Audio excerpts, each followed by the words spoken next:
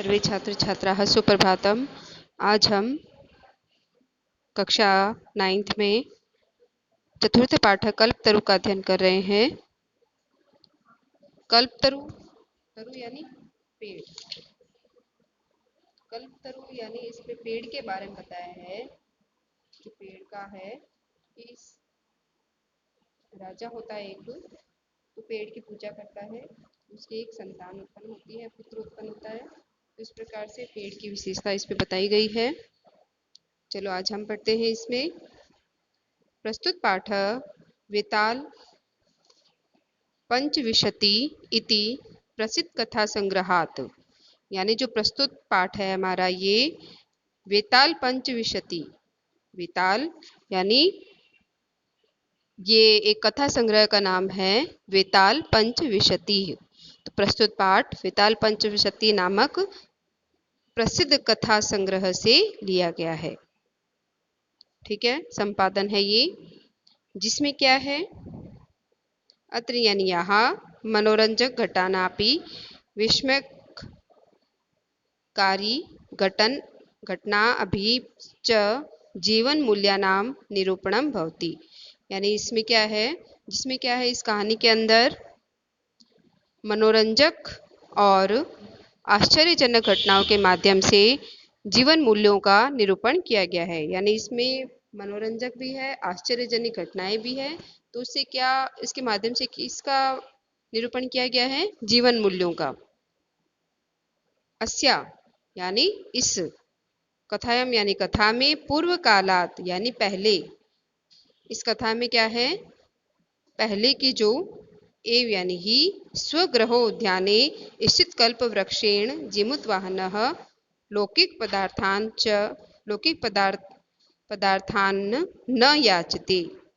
तो इसमें पहले क्या थे, हिमालय पर्वत के शिखर पर विस्मय घटानी जीवन मूल्यानि रूपाणी, यानी इसमें पहले पूर्व काल में अपने घर उद्यान में बगीचे में, इस कथा में क्या है कि हिमालय पर्वत के शिखर पर एक कंचनपुर नाम का जो नगर है, उसमें राजा जिमुत केतु के पुत्र जिमुत वाहन है, जो कल्प वृक्ष की कृपा से उत्पन्न हुआ था। यानी इसमें बताया है कि एक पर्वत पर एक बगीचे में एक कल्प नामक वृक्ष का पेड़ है। जिमुत वाहन लौकिक पदार्थान दिखावे से, यानी जिमुत वाहन थे, उन्होंने क्या किया, न याचते, लोगों का विचार नहीं किया। तो इसमें ये बताया है कि हिमालय पर्वत के शिखर पर बच्चे एक कंचनपुर नाम का नगर बसा हुआ है। वहाँ राजा जिमुत केतु का पुत्र जिमुत वाहन है, जो कल्प वृक्ष की कृपा से उत्पन्न हुआ। तो पिताजी का नाम हो गया जिमुत केतु, उसका पुत्र का नाम हो गया जिमुत वाहन। किसकी कृपा से उत्पन्न हुआ जिमुत वाहन? कल्प वृक्ष की कृपा से, यानी उस पेड़ की कृपा से। तो इसमें ये बताया गया है। अपने पुत्र जिमुत वाहन, यानी जो वहाँ पुत्र उत्पन्न हुआ जिमुत वाहन, तो अपने पुत्र जिमुत वाहन से उन्होंने क्या किया,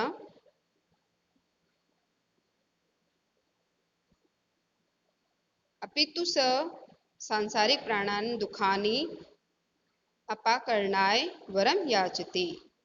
वहाँ पर सांसारिक यानी समस्त संसार में जो उत्पन्न जो विचार थे, उसमें सभी प्रकार से संसारिक प्राणियों से दुखी होकर अब कारणाय वरम याचते, ऐसा वर उन्होंने सोचा, यानी ऐसा उपाय उन्होंने सोचा। यानी सभी तरह से वो उपाय कर चुके थे पुत्र प्राप्ति के लिए, तो उन्होंने ये कल्प वृक्ष से प्राप्ति करके पुत्र को प्राप्ति करने का उपाय सोचा। यतो ही लोक भोग्याम बौद्धिक पदार्थानाः जल तरंग अनित्या संति। यतो ही जैसे ही लोक भोग्या यानी संसार में सब कुछ पानी की तरह ही है, भौतिक पदार्थ जितने भी हैं वो क्या है, जल तरंगा यानी पानी की तरह, अनित्या संति अर्थात सभी पदार्थ क्या है, पानी की तरह ही है और नष्ट होने वाले हैं। अनित्य यानी नष्ट होने वाले, जो हमेशा नहीं रहते। अस्मिन् संसारे, संसार में केवल परोपकार एवं सतोत्कृष्टम चिरस्थायी तत्वम अस्ति, यानी इन संसार में क्या है, केवल परोपकारी परम यश प्रदान करने वाला है। सर्वोत्कृष्ट यानी परम, चिरस्थायी लंबे समय तक तत्व है, यानी ये अमर है, अमर यश प्रदान करने वाला है। क्या है, परोपकार। तो केवल परोपकार इस संसार में अमर यश प्रदान करने वाला है, बाकी तो पानी की तरंगों के समान जो हमारा जीवन है वो नष्ट होने वाला है। तो इस पाठ में ये है। चलो आज हम अभी इसमें आगे पाठ में पढ़ते हैं। अस्ति हिमवान नाम सर्वरत्न भूमि नरेंद्र। अब आप पाठ स्टार्ट हो रहा है, शुरू हो रहा है। ऊपर तो इसमें बताया है कि इस पाठ में क्या है और किसने लिखा, ये कहाँ से लिया गया, ये सभी कुछ बताया है। अब हम पाठ का अध्ययन कर रहे हैं। अस्ति यानी है, हिमवान यानी पर्वत पर, नाम पर्वत नाम का, सर्वरत्न भूमि सभी रत्नों की भूमि है, नगेंद्र यानी पर्वतराज, यानी हिमालय नाम का समस्त रत्नों का उत्पत्ति स्थान क्या है, पर्वत। तस्य सानो उपरि विभाति कंचनपुरम नाम नगरम। तस्य सानो यानी उसकी चोटी, सानो यानी चोटी पर, तो उसकी चोटी के ऊपर यानी पर्वत के ऊपर कंचनपुर नाम का नगर बसा हुआ है, सुशोभित है। तत्र वहाँ जिमुत्केतो इति श्रीमान विद्याधरापति वसति स्म। तो वहाँ कौन रहते हैं, जिमुत्केतो नाम का अत्यंत धनवान विद्याधरपति रहता था। विद्याधरपति यानी ये जिमुतवाहन के पिताजी हैं, जो अत्यंत क्या थे, धनवान हैं, धनवान थी।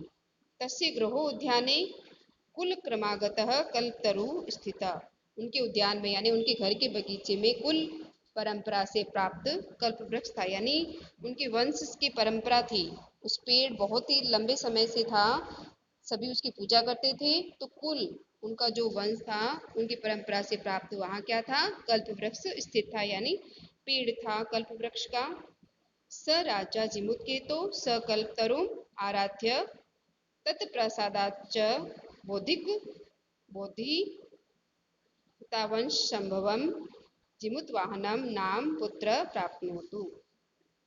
तो उन्होंने क्या किया, स राजा यानी वह राजा, जिमुतकेतु ने उस कल्प वृक्ष की आराधना करके, तत्प्रसाद और उसकी कृपा से, आराधना करके और उसकी कृपा से, बोधिसत्व के अंश से, यानी बोधिसत्व यानी वहाँ उपासना की उन्होंने, वहाँ पेड़ की पूजा की, कल्पतरु की, और उसकी उपासना से जिमुतवाहना नाम पुत्र प्राप्त किया। तो उनकी कल्पवृक्ष की आराधना करके और उसकी कृपा से बोधिसत्व के अंश से उत्पन्न जिमुतवाहन नामक पुत्र प्राप्त किया।